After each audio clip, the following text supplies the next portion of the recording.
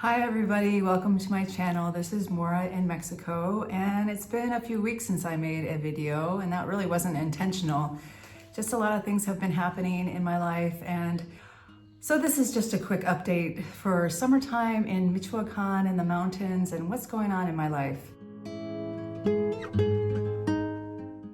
At the end of July, I took a trip to California to see my son and other family members, and it was really great.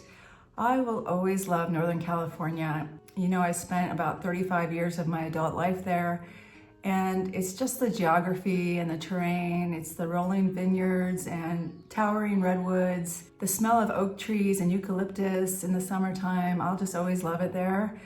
But I did go through a little bit of a culture shock when I walked through Whole Foods and saw $45 water bottles for sale, and three of us went out for lunch at just a normal pub, and it was well over $100. So things are quite expensive in California, as you might expect. Things are going up everywhere, but it just seemed as I was walking through town that everything is designed to part you with your money in the United States. There weren't a lot of things to do besides shop and eat, it seems like. Not a lot of community events when I was there anyway.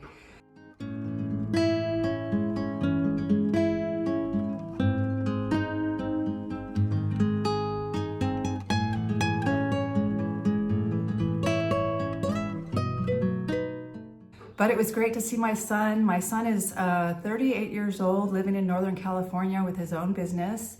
And for once, I was happy that his job might not be replaced by AI anytime soon, because he has chosen to be an expert in taking care of trees, which means he's up hundreds of feet in the air with just ropes and a chainsaw, every mother's wildest dream for their kid.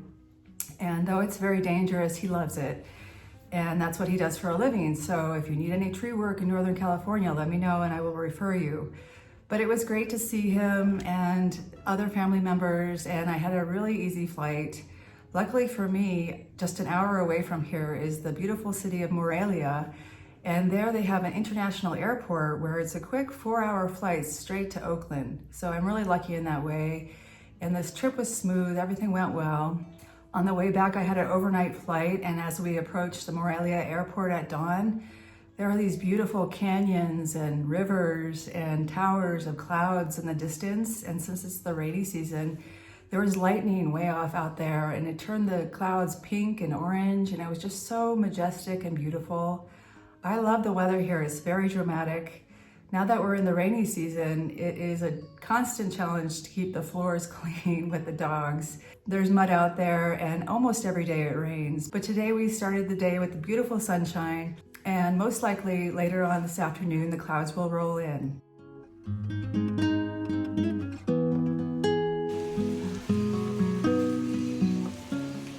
On the day I got back from California, I was kind of groggy from not sleeping, and I was standing over there by the window next to the patio, and a thunderstorm was rolling in, and I was aware that the lightning was getting closer and closer, but I was just kind of spacing out when a lightning bolt struck what felt like right next to me on the patio.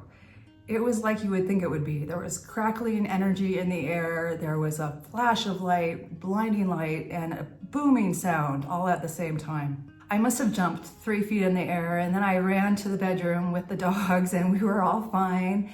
Everything was fine. It was just exciting and very startling, and the electricity was still on, surprisingly, but what happened with that strike was that the Starlink internet for the house and the neighbor's house, the owner's house, all went down, and it went down permanently. I don't know how that happens, but the lightning got it. And we had to go through well over a week with no internet service here at the house. Along with that, my old cell phone somehow got destroyed. I mean, it still works, but it can't seem to connect with cell, like the cell service. I'm not sure why.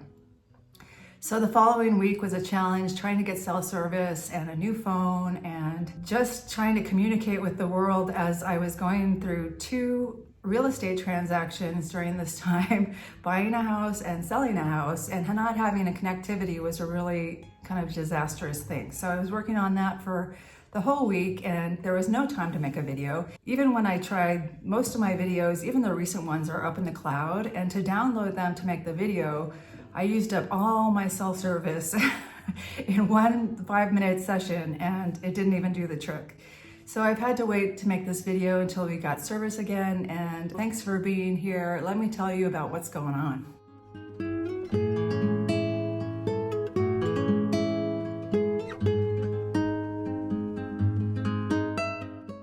So let me tell you about my new house. It's very exciting, and if you saw my last video, you may know that I was hinting at the possibility of me leaving this beautiful rental soon. And by the way, thank you for everybody who has shown an interest in the rental. I believe Alejandra has a new tenant for when I leave. So almost exactly a year from the time I got here, I started looking at real estate. Well, I'm always looking at real estate online.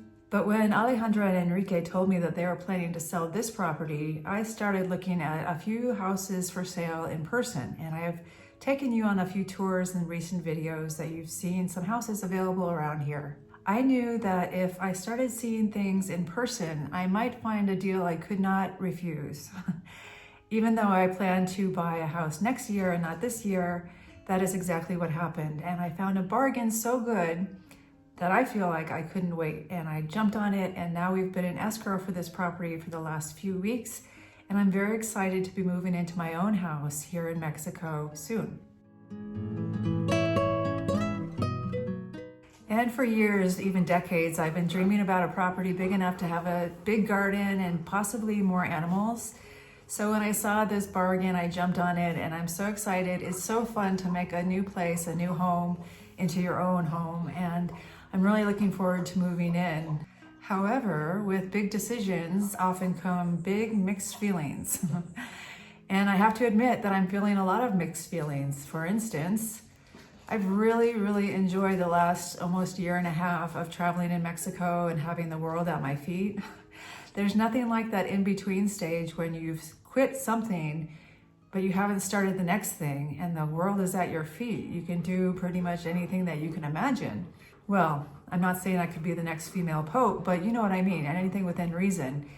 And I've done things that I've always wanted to do, and I've been so free, and I've been just going where I want to in Mexico and discovering new places, and it's been a dream come true for me. So to put an end to that it's a concept that I had to think twice about, because it's been such a great time, a great transformational time in my life, that did I really want to end it? But you cannot live in perpetual liminality, as they say in philosophy. You have to take a step, make a decision, and get on with life. And so that's what I'm doing with this new house, and I'm very excited. For well over a year, my life has been a patchwork of places. A week here, a month there. The road was my address for the first chunk of my adventure in Mexico, and possibility was my constant companion. It was freedom, intoxicating, unpredictable, alive.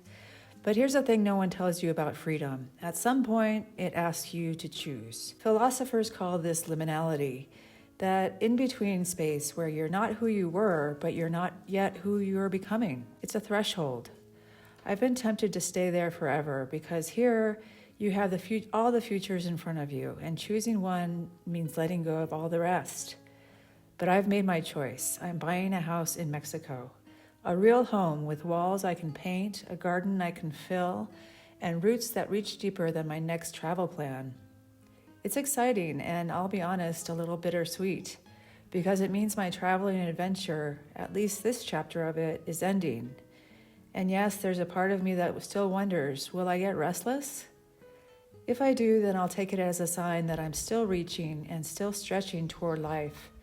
I think restlessness can be a compass pointing to growth, change, and deeper meaning. I think the magic is in the making, not just the moving, and I'm looking forward to making this new home. Have you ever been caught at the threshold of wanting more adventure, but at the same time wanting to put down roots? And what did you choose? I'm not ready to show you the house yet, but I can't wait to get the keys. Every time I go over there, it's been raining cats and dogs, so I can't wait to see the house in the sunshine. But as I get ready to say goodbye to this property, I'm just so grateful for the year that I've had here. It's been so beautiful, and Every evening, just after dark, I go out to see the fireflies and watch them glow silently through the tree branches, and it's just been magical here, and I hope the next person who lives here loves it as much as I have.